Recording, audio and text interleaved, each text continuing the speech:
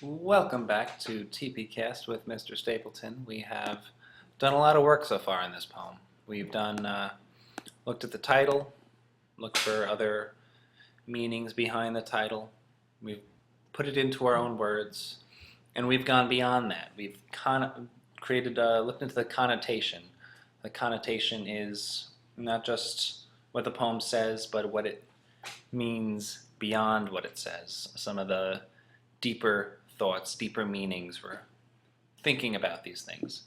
We might not always be right as we think about these things, but maybe that's not what the poet was talking about. Maybe he was just writing about a walk in the woods, but contemplating means thinking, means letting your thoughts wander in that direction. So we've done these things, but we are not done. No, we are up to attitude. The attitude of a poem is the tone. It's another word for tone.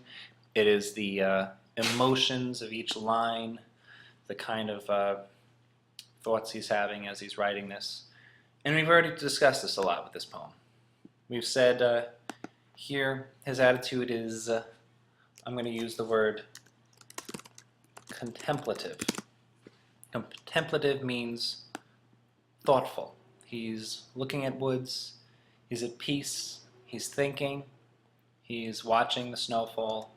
So that's the kind of thing at the beginning here. The poet seems to have a thoughtful, peaceful, reflective attitude.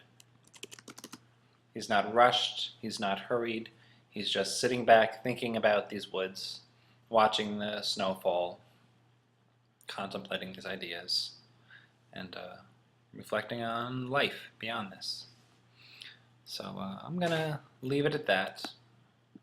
We might come back to this, but right now we have shifts.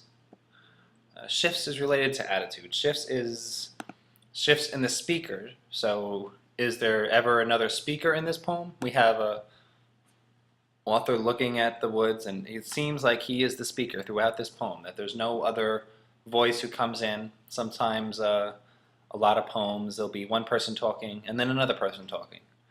We don't have this in this poem. We have one person looking at the woods, one voice. But does the attitude shift? And earlier, I put a bold over this word, but. Whenever you see the word but, or however, or nonetheless, these are words that signal a change, words that we should look at, words that we should pay attention to. And if you do look at this, where this happens, there is a big shift in the attitude. So here, first stanza, he is at peace, looking at snow. He's talking about his horse, talking about the isolation around him, talking about the snowfall, but suddenly, I have promises to keep. He's not looking at woods anymore. He's thinking of his promises, these things he has to do. He's thinking of something else, thinking beyond the woods, that he can't stay here forever. He has somewhere to go. He's got miles to go, in fact. So, in the last stanza, there is a major shift in the attitude. The poet goes from reflecting about the peacefulness of the woods to thinking about the obligations outside of the woods. So the attitude shifts from peaceful to, is there another adjective we can use for this? Maybe not quite reflective would be the one, to slightly, almost anxious, and not anxious exactly, responsible, self-aware.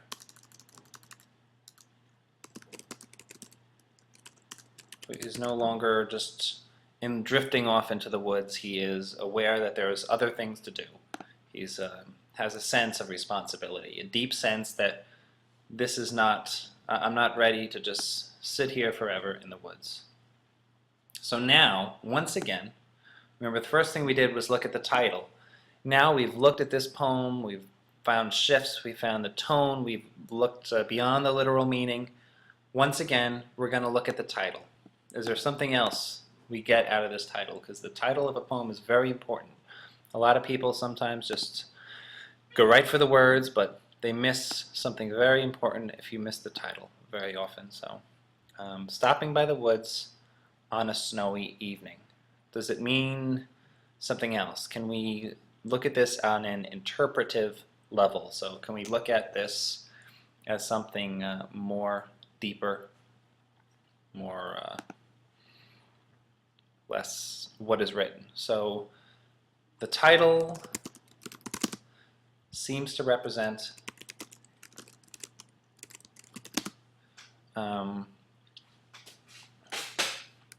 a reflection on death, as we said earlier, on perhaps looking at and the peacefulness it might offer. The title is a reflection on this possibility. It is possibly a thought about that we might all have, being as we are mortal, being that we will all die someday. How does that make us feel? And that is something a lot of poets, a lot of authors stop to write about. A lot of them think about this because it's a human thing to do. It's a human thing, a very important thing at times to just wonder or think about how we feel about this. Can we handle this thing that will come to us one day? So the theme. Now, people confuse the word topic with theme, and I'm going to break it down for you. So a theme might be, not with this poem, but say topic, theme.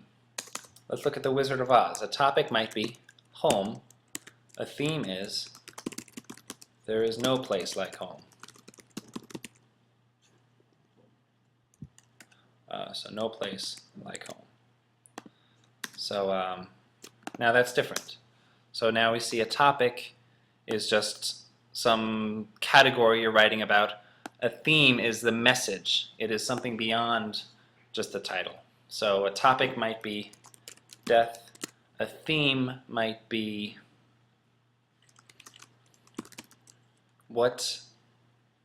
how should we look at death?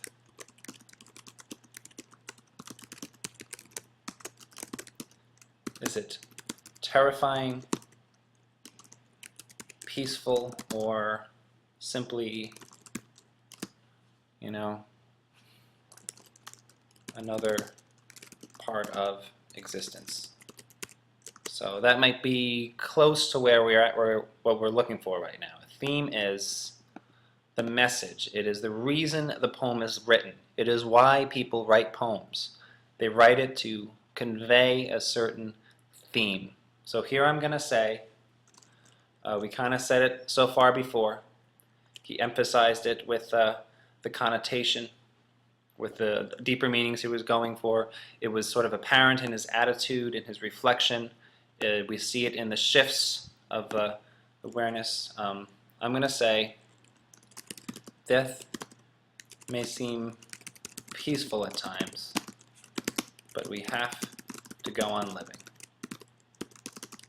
We have to fulfill our obligations.